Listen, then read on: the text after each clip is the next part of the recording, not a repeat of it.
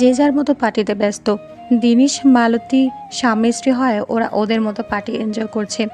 এদিকে সুদীপ্তা অভিষেক ও রিলেশনে থাকায় ওরাও নিজেদেরকে সময় দিতে ব্যস্ত। সৌহার্দ্য অফিস কলিগদের সাথে ব্যস্ত।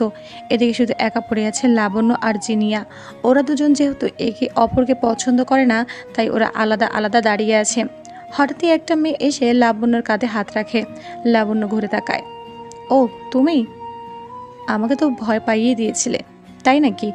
এত লোকজনের মাঝে তুমি ভয় পেয়ে গেলে কেন হঠাৎ? না, সেরকম কিছু না। কিন্তু কি বলো তো পূজারিনী, হঠাৎ করে তো তাই চমকে গিয়েছিলাম। আমি মজা করছিলাম। তুমি দাঁড়াও, আমি সফট ড্রিঙ্কস নিয়ে আসছি। এই হলো পূজারিনী শালভে, সিঙ্গাপুরের অফিসের একজন স্টাফ। পূজারিনীর বড় হয়ে ওঠা কলকাতাতেই। ওর বাবা অবাঙালি হলেও ওর মা হলেন বাঙালি। সেই সূত্রে সিঙ্গাপুর থেকে কলকাতায় ও বেশি থাকতো। এখন কাজের সূত্রে সিঙ্গাপুরে। এই 2 মাসে পূজারিনীর সাথে লাবণ্যর ভালোই বন্ধুত্ব হয়েছে। পূজারিনী দুটো সফট ড্রিঙ্কসের গ্লাস নিয়ে ফিরে আসে। এই নাও লাবণ্য। ওরা দুজন খেতে শুরু করে। হঠাৎ মাইকে কারো আওয়াজ শুনে লাবণ্য চমকে তাকায়। সো লেডিস অ্যান্ড জেন্টলম্যান, আজ আমি আপনাদের সবার উদ্দেশ্যে কিছু বলতে চাই। Myself Souhardya Banerjee, owner of Banerjee house. আমি আজকে আপনাদের সাথে আমার জীবনের দুটো ইম্পর্টেন্ট মানুষের কথা শেয়ার করব। প্রথমজন আমার মা প্রতিমা ব্যানার্জি, যাকে ছাড়া আমি অচল, অস্তিত্বহীন। আর সেকেন্ড জন হলো আমার স্ত্রী। এই স্ত্রী কথাটা শুনে সবাই অবাক হয়, কারণ সবার জানা মতে সৌহার্দ্য অবিবাহিত। সবার মধ্যে একটা চাপা গুঞ্জন সৃষ্টি হয়। সৌহার্দ্য, ও আমার জীবনে আসায় আমি সত্যিকারের ভালোবাসার মানে বুঝেছি। আজ আমাদের বিয়ে 9 মাস পূর্ণ হলো। প্রথম দিকে আমি ওকে মেনে নিতে না পারলেও ওর সরলতা, ওর আমার প্রতি যত্নশীল হওয়া, আমার পরিবারকে বুক দিয়ে আগলে রাখা, আমার কখন কি দরকার আমার আগেই বুঝতে পারা, অনেক অপমান করা সত্ত্বেও আমাকে ছেড়ে না যাওয়া, আমাকে ওর প্রতি আরও মুগ্ধ করেছে। সর্বোপরি ওর মায়াবী মুখ আর মুখের ওই হাসি আমাকে পাগল করে দিয়েছে। সর্বশেষে ভালোবেসে ফেলি ওকে। চলুন আজ আপনাদের সাথে পরিচয় করে দিই আমার জীবনের সেই মায়াবিনীকে। মিট মাই ওয়াইফ লাবণ্য ব্যানার্জি। লাবণ্য? লাবণ্য কোথায় গেল? লাবণ্য? কেউ লাবণ্যকে দেখতে পায় না। সবাই এদিক ওদিক খুঁজতে থাকে, কিন্তু দেখতে পায় না। সৌহার্দ্য পাগলের মতো সব জায়গায় খুঁজে বেড়ায়, হোটেল, রুম, অফিস, কিন্তু কোথাও পায় না লাবণ্যকে। হঠাৎই সৌহার্দ্যের চোখ যায় পূজারিনীর দিকে। ও দেখেছিল এতক্ষণ পূজারিনীর সাথেই ছিল লাবণ্য। পূজারিনী, লাবণ্য কোথায়? কোথায় লাবণ্য? ও তো তোমার সাথে ছিল। হ্যাঁ স্যার, ও আমার সাথেই ছিল, কিন্তু ও তো ওয়াশরুমে যাবে বলে চলে গেল। কোথায় গেল লাবণ্য? কোথায় গেলে তুমি লাবণ্য? ফোনটা কেন বন্ধ করে রেখেছ? কোথায় তুমি? কোথায় খুঁজবো আমি তোমাকে? সৌহার্দ্যের মনে পড়ে অফিসে সে বিদেশি স্টাফটা লাবণ্যর দিকে কুনজরে দেখছিল। ও তাই ছুটে গিয়ে ওই লোকটা জামার কলার চেপে ধরে। কোথায় রেখেছিস আমার লাবণ্যকে? তুই ওকে লুকিয়ে রেখেছিস আমি জানি। ভালো ভালো ওকে বের করে দে, না হলে তোর এমন অবস্থা করব আয়নার সামনে দাঁড়াতে ভয় পাবি। ওই লোকটা নিজের কলার থেকে সৌহার্দ্যের হাত ছাড়িয়ে নেয়। এই যে, আমি কেন আপনার স্ত্রীকে লুকিয়ে রাখবো? আমি জানি না আপনার স্ত্রী কোথায়। বিদেশি ভাষায় উত্তর দেয় ইংরেজ লোকটি। অন্ধকার রুমে চেয়ারে হাত পা মুখ বাঁধা অবস্থা অজ্ঞান হয়ে পড়ে আছে লাবণ্য। সামনে বসে আছে একটা মধ্যবয়সী অচেনা লোক, আর লাবণ্যর পেছনে দুজন কালো জামা পরা গুন্ডা। তোরা যে কাজটা করতে পারলি না সেটা আমার ভাগ্নি করে দেখিয়েছে। বস, আমরা কিন্তু ওকে ওখান থেকে তুলে এনেছি। অজ্ঞান ছিল তাই তুলতে পেরেছিস? অজ্ঞান করেছে তো আমার ভাগ্নি। তুই সে গেট হো পূজা। বস আসলে। কি আসল নকল করছিস? একটা সামান্য কাজ দিয়েছিলাম, তোরা যদি কাজটা করতে পারতিস তাহলে 9 মাস আগেই আমি আমার প্ল্যান সাকসেসফুল করতাম। এই 9 মাস আর অপেক্ষা করতে হতো না। আমরা তো নর্থ বেঙ্গলে মেয়েটার জুসে কড়া ডোজের নেশার ওষুধ মিশিয়েছিলাম, কিন্তু ওটা যদি ওর বর খেয়ে নেয় তাহলে আমরা কি করবো বস? চুপ। ভুল করেছিস আবার মুখে মুখে কথা বলছিস। লোকটা চিৎকারে ওই 2জন গুন্ডা ভয় পেয়ে যায়, আর লাবণেরও একটু একটু ঘুম ছাড়তে শুরু করে। আমি কোথায়? এত অন্ধকার কেন এখানে? উঠে পড়েছো তুমি? কে আপনি? আমাকে এখানে কেন এনেছেন? বেঁধে বা কেন রেখেছেন? আমি স্যারের কাছে যাব। স্যারের কাছে তো তুমি যাবে, তার আগে যে কারণে তোমাকে তুলে এনেছি সেই কাজটা করি। কেন এনেছেন আমাকে এখানে? তোমার সম্মানহানি করব বলে, যাতে তুমি আর কারোর সামনে নিজের এই অপবিত্র শরীরটা নিয়ে দাঁড়াতে না পারো। আমি আপনার কী ক্ষতি করেছি? কেন আমার সাথে এরকম করছেন? আমাকে স্যারের কাছে যেতে দিন। সময় হলে আমার লোকেরা নিজেই তোকে তোর স্যারের কাছে পৌঁছে দিয়ে আসবে। আমার হাজব্যান্ড জানতে পারলে কিন্তু আপনাদেরকে ছাড়বে না, শেষ করে দেবে আপনাদেরকে। জানতে পারলে? জানবেটা কি করে? তোকে এমন জায়গায় এনেছি যেখানে কাক পক্ষীও ঢুকতে পারবে না। তোর হাজবেন্ড তো দূর। স্যার আমাকে বাঁচান, স্যার স্যার। যত ইচ্ছে চিৎকার করে নে, এখানে কেউ তোর চিৎকার শুনতে পাবে না। সবাই এখন গান বাজনা করছে, নাচানাচি করছে, তোকে কেউ বাঁচাতে আসবে না। স্যার বাঁচান, সৌহার্দ্য, সৌহার্দ্য বাঁচাও আমাকে, আমাকে এখান থেকে কেউ নিয়ে যাও, সৌহার্দ্য। এই মেয়ে দেখছি বড্ড বাড়াবাড়ি করছে। যা সঞ্জয়কে ডেকে আন, তারপর যা করা সঞ্জয় করবে। কে সঞ্জয়? আপনি কে? কাপুরুষের মতো অন্ধকারে বসে আছেন কেন? সাহস থাকলে সামনে আসুন। বাবা, মেয়ের তো দেখি মুখে বুলি ফুটছে। আমাকে দেখবি তো? তাহলে দেখ। অন্ধকার থেকে আলোর দিকে উঠে আসে সামনের লোকটি। লাবণ্য সেই লোকটিকে দেখে চমকে যায়। অস্ফুট শুধু মুখ দিয়ে বেরিয়ে আসে, রণজয় আঙ্কেল। লাবণ্যর সামনে দাঁড়িয়ে থাকা মানুষটাকে অবিশ্বাস করতে খুব কষ্ট হচ্ছে ওর। কত ভালোবাসে এই মানুষটাকেও। ছোটবেলায় ওকে নিয়ে কত খেলেছে, ঘুরেছে। আজ কিনা সেই মানুষটা ওর সাথে, ভাবলে ওর মাথাটা ঘুরিয়ে উঠছে। আমাকে তাহলে চিনতে পেরেছিস তুই, লাবণ্য? আমি তো ভাবলাম ভুলে গেছিস। তোমাকে কি করে ভুলি রণজয় আঙ্কেল? ছোটবেলায় তুমিই তো আমাকে নিয়ে খেলতে, ঘুরতে, মণিমার হাত থেকে বাঁচাতে। কিন্তু আজ এমন কি হলো যাতে করে তুমি আমার রক্ষক থেকে ভক্ষক হয়ে গেলে? চৈতিকে আমি নিজের থেকেও বেশি ভালোবাসতাম, কিন্তু ও কী করলো? তোর মা মারা যাওয়ার পর তোকে নিজের কোলে তুলে নিল না, এতে আমার কোনো আপত্তি ছিল না। ভেবেছিলাম মা মরা মেয়েটা তো মা পেল, সবাই ঠিক ছিল। কিন্তু ও আমাকে বিয়ে করতে বেঁকে বসলো। ও নাকি তোকে নিয়ে সারাটা জীবন কাটিয়ে দেবে। আমি বলেছিলাম তাহলে আমরা দুজন তোকে দত্তক নিয়ে নেব, কিন্তু ও রাজি হয়নি। বলেছিল জামাইবাবুর কাছ থেকে তোকে কেড়ে নিতে পারবে না। তোকে যদি অজয়দার কাছ থেকে নিয়ে চলে আসে তাহলে অজয়দা বাঁচবে না। এটা তো সত্যি। মা চলে যাওয়ার পর আমার বাবা বড্ড একা হয়ে গিয়েছিল। একমাত্র সম্বল ছিলাম আমি। সেখানে তোমাকে কি করে? আসল কাহিনী, তোর বাপ আর তোর মণিমার মধ্যে একটা অবৈধ সম্পর্ক তৈরি হয়েছিল, যার জন্য চৈতি আমাকে বিয়ে করতে রাজি হচ্ছিল না। Just shut up, mind your own language mister Ranajoy Basak. Ranajoy, রাখ তোর ল্যাঙ্গুয়েজ। এবার তোকে নষ্ট করে তোর মণিমাকে বোঝাবো, যার জন্য সে আমাকে ছেড়েছিল, সেই তার সঙ্গে বিশ্বাসঘাতকতা করলো। লাবণ্য, এটা কেমন একটা ছেলে ভোলানো গল্প হয়ে গেল না?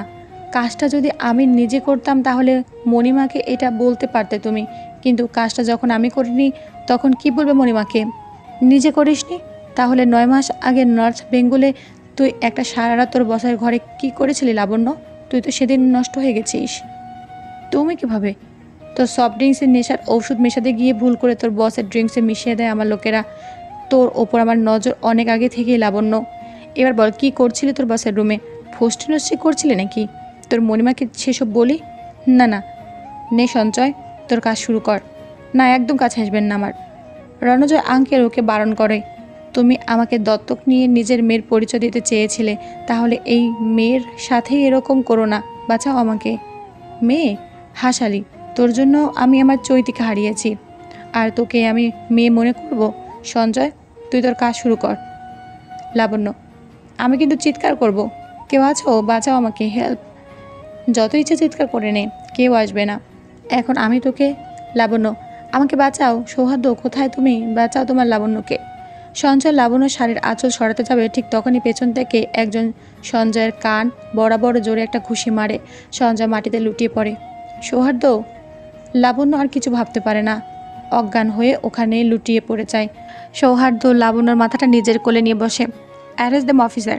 কয়েকজন পুলিশ এসে সঞ্জয় আর ওই দুটো গুন্ডাকে ধরে ফেলে। You are under arrest Ranajoy Basak. Ranajoy, আপনি যদি আমাকে অ্যারেস্ট করেন তাহলে ওই সৌহার্দ্য ব্যানার্জিকেও অ্যারেস্ট করুন। কি করেছেন উনি? লাবণ্যকে ধর্ষণ করেছেন উনি। কোনো প্রমাণ আছে আপনার কাছে? আছে। ওনাকে জিজ্ঞাসা করুন 3 মাস আগে ওনার রুমে সারা রাত লাবণ্য কী করছিল। অদ্ভুত, একজন ওয়াইফ তার হাজব্যান্ডের রুমে সারা রাত কী করছিল সেটা আপনাকে কেন বলতে হবে mister Basak? Ranajoy, husband wife? Don't be smart mister Basak.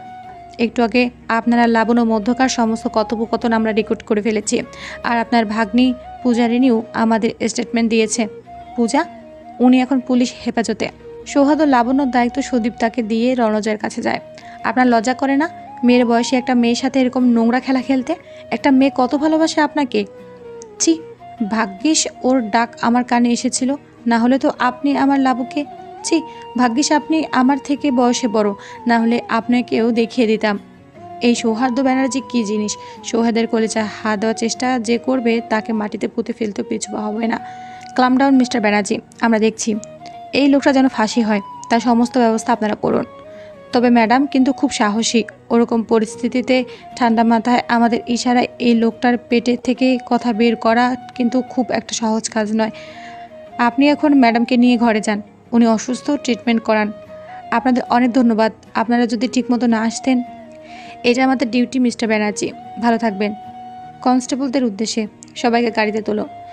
সবাইকে নিয়ে পুলিশ ওখান থেকে চলে যায়। সৌহার্দ্য লাবণ্যর কাছে গিয়ে ওর মাথাটা কোলের ওপর নিয়ে বসে। মিস রয়, একটু জল আনবেন? হ্যাঁ স্যার, আনছি। সুদীপ্তা জল নিয়ে আসলে সৌহার্দ্য লাবণ্যর মুখে জল ছিটায়। কিছুক্ষণ পর লাবণ্যর জ্ঞান ফেরে। জ্ঞান ফিরতেই সৌহার্দ্যকে দেখে ওকে শক্ত করে জড়িয়ে ধরে। সৌহার্দ্য লাবণ্যর মাথায় হাত বুলিয়ে দেয়। লাবণ্য, আপনি এসেছেন স্যার? আমার না খুব ভয় করছিল। আমি অনেকবার আপনাকে ডেকেছি কিন্তু আপনি আসেননি। আমার এক মুহূর্তের জন্য মনে হয়েছিল আমি বোধহয় আপনাকে আর মা, মণিমা, বাবা কাউকে দেখতে পাবো না। আর খুব হেল্পলেস লাগছিল। রণজয় আঙ্কেল এরকম করলো বিশ্বাস করতে খুব কষ্ট হচ্ছে আমার। ওনাকে আমি বাবার মতো মনে করতাম, কিন্তু উনি এক নিমিষে কথাগুলো বলে শেষ করে লাবণ্য। সৌহার্দ্য, শান্ত হও, আমি এসে গেছি তো। আমি থাকতে তোমার কিচ্ছু হবে না। স্যার, লাবণ্যকে এখন রুমে নিয়ে যাওয়া দরকার। মেয়েটা শকড হয়ে আছে, একটা ট্রমায় আছে ও, এখনও রেস্ট করা দরকার। আপনি ওকে নিয়ে রুমে যান। সৌহার্দ্য সুদীপ্তার কথা শুনে লাবণ্যকে কোলে তুলে নেয়। কেটে যায় আরও 2 মাস। কোম্পানির সঙ্গে করা ওদের 4 মাসের ডিল কমপ্লিট হয়। ওরা নিজেদের দক্ষতার সাথে নিজের কাজটা সম্পূর্ণ করে কোম্পানিকে অবাক করে দেয়। এবার ওদের ফেরার পালা। টানা 4টা মাস সিঙ্গাপুরে থেকে এবার কলকাতার মাটিতে পা রাখার পালা। সেই অনুযায়ী কাল ভোর 5টায় ওদের ফ্লাইটের টিকিট। যেহেতু হোটেল থেকে এয়ারপোর্ট 1 ঘন্টার রাস্তা, তাই তারা রাতেই বেরিয়ে পড়ে। যথাসময়ে চেকিং কমপ্লিট করে লাবণ্য ফ্লাইটের দিকে এগুলো সৌহার্দ্য ওর হাতটা টেনে ধরে। কি হলো? আমাদের ফ্লাইট 7টায়। তাহলে তুমি যে বললে 5টায়? কলকাতায় ফেরার ফ্লাইট 5টায়। এটা কি হচ্ছে সৌহার্দ্য? একবার বলছো 5টায়, একবার বলছো 7টা। কি হচ্ছে এটা? আমরা কলকাতা যাচ্ছি না ম্যাডাম। কি? তাহলে আমরা কোথায় যাব? ব্যাংকক। কি? আমরা ব্যাংকক কেন যাব? নতুন কোনো ডিল হবে? লাবণ্যর কানে কানে, না ম্যাডাম, হানিমুনে যাব আমরা। 4 মাস সিঙ্গাপুরে থেকে এখনও হানিমুনের শখ মেটেনি তোমার? হানিমুন আর করলাম কোথায়? এভাবে অফিস এমপ্লয়ীদের চোখের সামনে কি হানিমুন করা যায়? ইস, কী সব কথা! বিয়ে হয়েছে 10 মাস 20 দিন। এতগুলো মাসে একদিনও তোমাকে নিজের করে পাইনি। এবার আমার শুধু তোমাকে চাই, শুধু তোমাকে। তুমি সেই 1 বছর আগের সৌহার্দ্য ব্যানার্জিই তো? আমার কেমন যেন তোমাকে অচেনা লাগছে। 1 বছর আগে সে তোমার স্যার ছিল, 5 মাস আগে পর্যন্ত সে তোমার শুধুই বন্ধু ছিল, আর এখন সে তোমার বন্ধু, স্বামী, জীবনসঙ্গী। আগে সৌহার্দের সাথে এই সৌহার্দের, তাই কিছু তো অমিল হবেই। কথার ভাঁজ ভালো শিখেছো দেখেছি। সবই লাবণ্য দয়ায়। আমরা সত্যি ব্যাংকক যাব? Yes madam. বাড়িতে সবাই জানে? হ্যাঁ, আমি কাল সন্ধ্যেতেই সবাইকে ইনফর্ম করেছি। শুধু আমাকেই বলনি। সারপ্রাইজ। কতদিন থাকবো আমরা ওখানে? 10 দিন। সৌহার্দের ফ্লাইট ব্যাংককে ল্যান্ড করে। ওরা ফ্লাইট থেকে নেমে ওদের বুকিং করা হোটেলের উদ্দেশ্যে রওনা হয়। রিসিপশন থেকে রুমের চাবি নিয়ে রুমে চলে যায়। গিয়ে ফ্রেশ হয়ে রেস্ট করে নেয় একটু। বিছানায় শুয়ে সৌহার্দ্য লাবণ্যকে নিজের বুকের কাছে জড়িয়ে ধরে। তোমাকে একটা প্রশ্ন করবো লাবণ্য? বাবা, আমার অনুমতি নিয়ে তারপর তুমি প্রশ্ন করবে? কবে থেকে আমাকে তুমি ভালোবাসো? নর্থ বেঙ্গলে ঘটে যাওয়া ওই ঘটনার পর থেকে নাকি আগে থেকে? লাবণ্য চমকে ওঠে। হঠাৎ এই প্রশ্নটা কেন করেছে ও লাবণ্যকে? তাহলে কি ও সব সত্যিটা জানে, নাকি এমনিই বলছে? পর থেকে। মিথ্যা বলছো তুমি। মিথ্যা কেন বলতে যাব? ধরা পড়ে যাওয়ার ভয়ে লাবণ্য সৌহার্দ্যকে ছাড়িয়ে উঠে যেতে চায়, কিন্তু সৌহার্দ্য লাবণ্য হাত টেনে ধরে। কোথায় যাচ্ছ? ওয়াশরুমে। আগে আমার প্রশ্নের উত্তর দিয়ে যাও তুমি। বললাম তো পরে। বাচ্চা ছেলেদের মতো কেটে কেটে উত্তর দিচ্ছ কেন? ধরা পড়ে যাওয়ার ভয় পাচ্ছ? কিসের ধরা? এই যে তুমি আমার অফিস জয়েন করার 1.5 বছর আগে থেকে আমাকে ভালোবাসো। সৌহার্দ্য থেকে ঘুরে চোখ বুজে বাঁধার চেষ্টা করে ও। যেটা এতদিন লুকিয়ে রেখেছিল সেটা সৌহার্দ্য জানলো কি করে? ভাবছো তো আমি জানলাম কি করে? এমনি আর কলকাতার সেরা বিজনেসম্যান হয়নি মিসেস ব্যানার্জি। এবার লাবণ্য এসে সৌহার্দ্যের পাশে বসে। সৌহার্দ্য বিছানা থেকে উঠে লাবণ্যর কোলে মাথা রাখে। কিভাবে জানলে? ভালো না বাসলে নর্থ বেঙ্গলে ওই দিন আমি যখন তোমার সাথে জোর করে তখন তুমি চাইলে আমাকে আঘাত করে রুম থেকে চলে যেতে পারতে, কারণ বিছানার পাশে ল্যাপটপ, জলের গ্লাস, ফুলদানি সব ছিল। আর একজন ক্যারাটে নামে প্রতিপক্ষকে কিভাবে হারাতে হয় সেটা তো ভালোভাবেই জানে। তুমি কিভাবে জানলে আমি ক্যারাটে জানি? খোঁজখবর নিতে হয়েছে ম্যাডাম, তবে দুঃখের বিষয় একটাই, সেদিন তুমি সঞ্জয়কে আঘাত করনি। এটা আমার ভাবাচ্ছে। জেলাস? কারণ আমি তো তোমাদেরকে আগেই দেখে ফেলেছিলাম, তাই নিজের শক্তি আর প্রয়োগ করিনি। আর তোমার ক্ষেত্রে ব্যাপারটা অন্য ছিল। যাকে ভালোবাসি তাকে আঘাত করি কি করে বলো তো? যতই তোমাকে দোষ দিই, তোমাকে কাছে পেয়ে কিন্তু আমি নিজেকেও সামলাতে পারিনি। ধরা দিয়েছিলাম তোমার কাছে, কিন্তু ওই ক্ষণিকের আবেগটা যখন কেটে গেল, বাড়ির কথা ভাবলাম, তখন খুব ভয় হচ্ছিল। কি করব কিছু মাথায় আসছিল না। আমি সরি। আবার সরি? যা হওয়ার হয়ে গেছে। সেদিন হয়তো তোমার থেকে দোষ বেশি আমার ছিল। তুমি নিজের মধ্যে না থেকে করেছো, আর আমি সজ্ঞানের থেকেও তোমাকে বাধা দিতে পারিনি। আর একটা কথা ভাবো, যদি সেদিন এসব না ঘটতো তাহলে কি আমরা এখন এভাবে একই রুমে একই বিছানায় পরস্পর এত কাছাকাছি থাকতে পারতাম? তবে রে, বললে না তো কিভাবে জেনেছো সবটা? মনে আছে সিঙ্গাপুর আসার আগের দিন আমরা তোমাদের বাড়ি গিয়েছিলাম? সেখানে আমি তোমার ড্রেসিং টেবিলের ড্রয়ার থেকে আমার একটা ছবি পাই। তখন সন্দেহ হয়েছিল, তাই তোমার ঘরটা সার্চ করবো বলে তোমাকে বলি তোমার হাতে রান্না খাবো। তুমি রান্নাঘরে বিজি থাকবে আর আমি এদিকে। এটা কিন্তু ঠিক না, তুমি লুকিয়ে লুকিয়ে আমার রুম সার্চ করেছো। বইয়ের রুম সার্চ করলে কিছু হয় না। তারপর জানো, খুঁজতে খুঁজতে তোমার আলমারি থেকে একটা ডায়েরি পাই, আর আমার কাছে তারপর সব ক্লিয়ার হয়ে যায়। তাই জন্য ভাবি, আমার আলমারিটা এত অগোছালো হলো কি করে? তুমি আমাকে কবে থেকে ভালোবাসো? ভালোবাসা? কে বললো তোমাকে আমি ভালোবাসি? ভালোবাসি না আমি তোমায়। আমরা জাস্ট বন্ধু, তাই নাকি? তাহলে থাকো তুমি তোমার এই রুমে, আমি চললাম। আরে আরে, কোথা যাচ্ছ? রিসেপশন থেকে অন্য একটা রুমের চাবি আনতে। আর আমি মজা করছিলাম তো। আমিও মজা করছিলাম। সোহাদ আর লাবণ্য দুজনে সশব্দে হেসে ওঠে। আমি একটু ওয়াশরুম থেকে আসছি। লাবণ্য ওয়াশরুমে যায়, ফিরে আসে মুখটা মলিন করে। সোহাদও সেটা খেয়াল করে, কিন্তু কিছু বলে না। লাবণ্য ড্রেসিং টেবিলের সামনে দাঁড়িয়ে চুল আঁচড়াতে লাগে। সোহাদও লাবণ্যকে পেছন থেকে জড়িয়ে ধরে ওর চুলে মুখ গুজে দেয়। হ্যাঁ, ছাড়ো, ভালো লাগছে না। লাবণ্যর ব্যবহারে সোহাদও অবাক হয়। ভাবে এতদূর জার্নি করে এসেছে, তাই হয়তো টায়ার্ড লাগছে। ঠিক আছে, আমি ওয়াশরুমে গেলাম, তুমি ফোন করে খাবারটা দিয়ে যেতে বলো। সোহাদও তোয়ালে নিয়ে ওয়াশরুমে ঢুকে গেল। লাবণ্য ধীর পায়ে রুমের দরজা খুলে বেরিয়ে যায়। বেরিয়ে তো পড়লাম, কিন্তু কাকে বলবো? কাউকে তো দেখছি না। তুই এত নির্বোধ হলি কি করে লাবণ্য? তোর যে আজ পিরিয়ডের ডেট ছিল সেটা ভুলে মেরে দিয়েছিস। একটা মাত্র ন্যাপকিন আছে, আজকে রাতটা হয়ে যাবে, কিন্তু কাল সকালে কি করব? এখানে কিছুই চিনি না আমি। কাছে পিঠে কোনো মেডিসিন সব আছে বলে মনে হয় না, আর ক্রামটাও বাড়ছে। লাবণ্য বাইরে কোনো মেয়ে দেখা না পেয়ে বাধ্য হয়ে রুমে চলে আসে। এসে দেখে সৌহার্দ্য গলায় তোয়ালে জড়িয়ে বিছানায় বসে আছে। কোথায় গিয়েছিলেন ম্যাডাম? হুম। কোথায় গিয়েছিলেন? ওই যে বাইরেটা একটু ঘুরে দেখেছিলাম। সৌহার্দ্য লাবণ্যর কাছে উঠে আসে, এসে লাবণ্যর দুটো বাহু হাত দিয়ে শক্ত করে ধরে। কি হয়েছে লাবু? তোমাকে এরকম দেখাচ্ছে কেন? কোনো কিছু নিয়ে টেনশনে আছো? না না, টেনশন কিসের? তুমি ডিনারটা আনিয়ে নাও, ততক্ষণ আমি চেঞ্জ করে আসছি। লাবণ্য জামার ভিতরে লুকিয়ে ন্যাপকিনটা নিয়ে ওয়াশরুমে ঢুকে পড়ে। সৌহার্দ্য খাবার অর্ডার করে দেয়। ওয়াশরুম থেকে বেরিয়ে এসে লাবণ্য বিছানার একপাশে ব্ল্যাঙ্কেটটা জড়িয়ে শুয়ে পড়ে। অসম্ভব পেটে যন্ত্রণা হচ্ছে তার। সৌহার্দ্য অবাক হয়। কি হলো, শুয়ে পড়লে কেন? খাবে আসো। খাবো না আমি, খেতে পাচ্ছে না। সৌহার্দ্য লাবণ্যর গলার স্বরটা ভালো ঠেকলো না। ও লাবণ্যর পাশে গিয়ে বসলো। কি হলো লাবণ্য, তোমার চোখে জল কেন? আমি কি তোমাকে কোনোভাবে কষ্ট দিয়েছি? না, আসলে কি হয়েছে বলো আমাকে।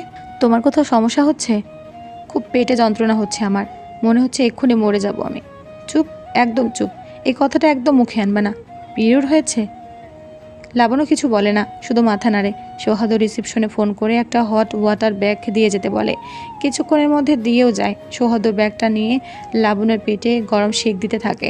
লাবণ্য তখনই চোখ মুখ টিপে ব্যথা নিবারণের চেষ্টা করছে। আমাকে আগে বলনি কেন? এখনও এতটা হেজিটেট? তুমি আমাকে আগে বলতে পারতে। এতক্ষণ ধরে কষ্ট সহ্য করার মানেই হয় না। আসলে আমি, আরাম লাগছে? কিছুটা। তোমার কি প্রতিবারও এরকম পেন হয়? এখন থেকে আমাকে আর লজ্জা করবে না। যা দরকার সব আমাকে বলবে, কিছু লুকাবে না। আমার না একটা জিনিস লাগবে। বুঝেছি, তুমি এটা নিয়ে শেক দিতে থাকো, আমি এনে দিচ্ছি। এসে একসঙ্গে ডিনার করব। সৌহার্দ্য গেটটা বাইরে থেকে লক করে চলে যায়। কিছুক্ষণ পর ন্যাপকিন নিয়ে ফিরে আসে। ওগুলো টেবিলে রেখে লাবণ্যকে বিছানা থেকে তোলে। চলো, ডিনার করতে হবে। আমার না ভালো লাগছে না। ঠিক আছে, তুমি শুয়ে থাকো, আমি তোমাকে খাইয়ে দিচ্ছি। সৌহার্দ্য লাবণ্যকে অতি যত্ন সহকারে খাইয়ে দেয়। লাবণ্য খাওয়ার মাঝে মাঝে নাক মুখ ছিটকিয়ে শুধু না না করে গেছে, কিন্তু সৌহার্দ্য ওর কোনো কথা না শুনে সবটা খাইয়েছে। এই নাও, এই মেডিসিনটা খেয়ে নাও। সৌহার্দ্য লাবণ্যকে ঔষধটা দিয়ে নিজের ডিনারটা করে নেয়। তারপর বিছানায় এসে বসে। লাবণ্যর মাথাটা নিজের কোলে তুলে নেয়। আমি মাথায় হাত বুলিয়ে দিচ্ছি, তুমি ঘুমিয়ে পড়ো। একটা কথা বলবো? না বললে কি বলবে না? আমি তোমার সব আশায় জল ঢেলে দিলাম না। কত শখ করে তুমি আমাকে ব্যাংককে হানিমুনে নিয়ে এলে, কিন্তু আমি তোমাকে কিছু দিতে পারছি না। হঠাৎ করে পিরিয়ডটা। এই কথাটা যদি আর একবার শুনি তাহলে ঠাস করে একটা ধরিয়ে দেব। দেখো, কথাটা তো সত্যি। একটু বেশি বুঝে গেছো তুমি লাবণ্য। আমাকে তুমি এতটা পাষাণ ভেবো না। নর্থ বেঙ্গলে তোমার সাথে আমার অজান্তে ওরকমটা ঘটে গেছে। তা বলে সৌহার্দ্য ব্যানার্জি এতটা চরিত্রহীন নয় লাবণ্য যে সে শুধু তোমার সাথে ওসব করবে বলেই তোমাকে এখানে এনেছে। ওই দিনের পর 11 মাস কেটে গেছে। এই কদিনে কিন্তু আমি তোমাকে কখনো বাজেভাবে স্পর্শ করিনি। আমি এখানে তোমার সাথে আমার স্বপ্নের শহর ঘুরে দেখবো বলে এসেছি। আমি ওরকমভাবে বলতে চাইনি। তুমি আমাকে ভুল বুঝছো। রাত হচ্ছে, ঘুমিয়ে পড়ো। লাবণ্য বুঝতে পারে সৌহার্দ্য অভিমান করেছে। ও সৌহার্দ্যের কোল থেকে উঠে সৌহার্দ্যকে জড়িয়ে ধরে। আমাকে ক্ষমা করো। তুমি বিশ্বাস করো, আমি ওভাবে বলতে চাইনি। আমার উপর রাগ করে থেকো না। আমার যে খুব কষ্ট হয় তুমি আমার উপর রাগ করে থাকলে। ফুপিয়ে কেঁদে ওঠে লাবণ্য। পিরিয়ডের সময় মুড সুইং কমন ব্যাপার। লাবণ্যর ক্ষেত্রে সেটাই ঘটেছে। সৌহার্দ্য লাবণ্যকে কাঁদতে দেখে ওর গাল দুটো ধরে। ঠিক আছে, ঠিক আছে, এই দেখো, আমি আর রাগ করে নিই। তুমি প্লিজ কেঁদো না। লাবণ্যকে শক্ত করে জড়িয়ে ধরে। সত্যি বলছো তো? 100%। এভাবে কেটে যায় আরও 15টা দিন। 10 দিন থাকার কথা থাকলেও লাবণ্যদের ফ্লাইট ক্যান্সেল হয়ে যায়। আর সৌহার্দ্য মনে মনে খুশি হয়ে আরও 1 সপ্তাহ থাকবে প্ল্যানিং করে। সেই মতো টিকিট কেটে ফেলে। আবার কালকেই ওদের কলকাতা ফেরার টিকিট। এই কদিনে ওরা ব্যাংককের সব দর্শনীয় স্থানগুলো ঘুরেছে। বাড়ির সবার জন্য অনেক শপিং করেছে। লাবণ্যর প্রিয় রুমঝুম আর নীলাদির জন্য অনেক কেনাকাটা করেছে। বাড়িতে প্রতিমা দেবী থেকে শুরু করে সুকন্যাদের জন্য কেনাকাটা করেছে। সৌহার্দ্য বিছানায় বসে বসে ফোন ঘাঁটছিল আর লাবণ্য চুড়িদারটা চেঞ্জ করে নাইট ড্রেস পরবে বলে ড্রেস খুঁজছিল। শোনো না। বলো। বেলকনি থেকে আমার নাইট ড্রেসটা একটু এনে দেবে? এখনই চেঞ্জ করো না, আমরা বেরোবো। রাত 11টা বাজে। এখন আবার কোথায় যাব? চলো, একটু শপিং বাকি রয়ে গেছে। কাল দুপুরে যেহেতু টিকিট, সময় পাবো না আর। সৌহার্দ্য আর লাবণ্য কিছুক্ষণ পর বেরিয়ে যায়। ফিরে আসে 1 ঘন্টা পর। এসে চাবি নিয়ে রুমের দরজাটা খোলে লাবণ্য। দরজাটা খুলে অবাক হয়ে যায় লাবণ্য। পুরো রুমটা ক্যান্ডেল দিয়ে সাজানো। মোমবাতির আলোয় পুরো রুমটা ঘুরে দেখে লাবণ্য। বেডে ফুল দিয়ে লাপসে বাঁকা। এইসব? সৌহার্দ্য লাবণ্যের হাতে একটা প্যাকেট দেয়, বলে পরে এসো এটা। লাবণ্য প্যাকেটটা খুলে দেখে একটা ব্ল্যাক কালারের স্লিভলেস শর্ট ড্রেস। আমি এসব পরতে পারবো না। রুমে তো শুধু আমি আছি, আমার জন্য পরতে পারবে না? লাবণ্য সৌহার্দ্যের কথা ফেলতে পারে না। ড্রেসটা নিয়ে চলে যায়, ওয়াশরুমে চলে যায়।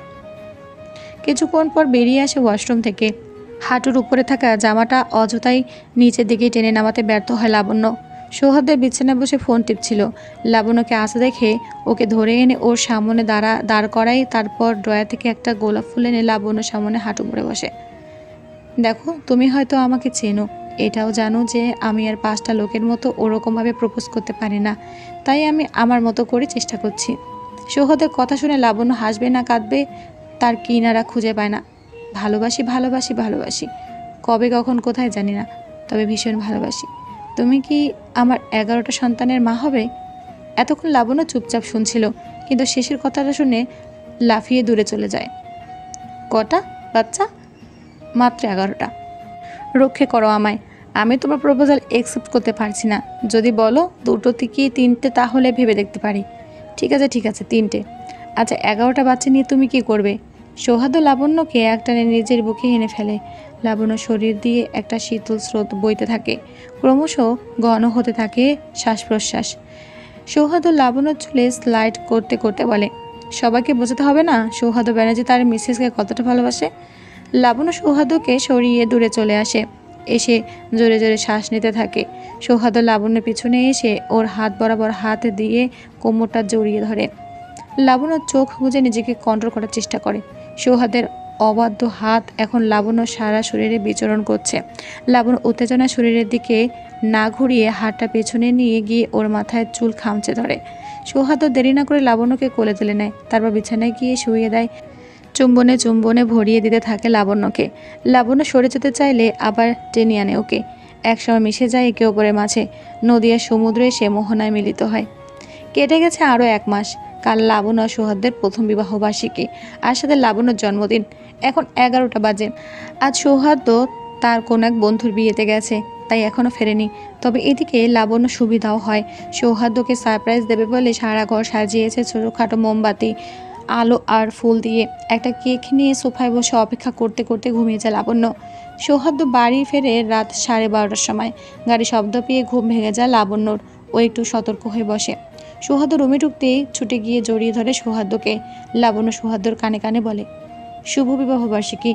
Same to you and happy birthday Labanya. Labanya সৌহার্দ্যের হাত ধরে ভেতরে ঢোকায়। তারপর গিয়ে দুজনে কেক কাটে। সৌহার্দ্য লাবণ্যের হাতে একটা বক্স তুলে দেয়।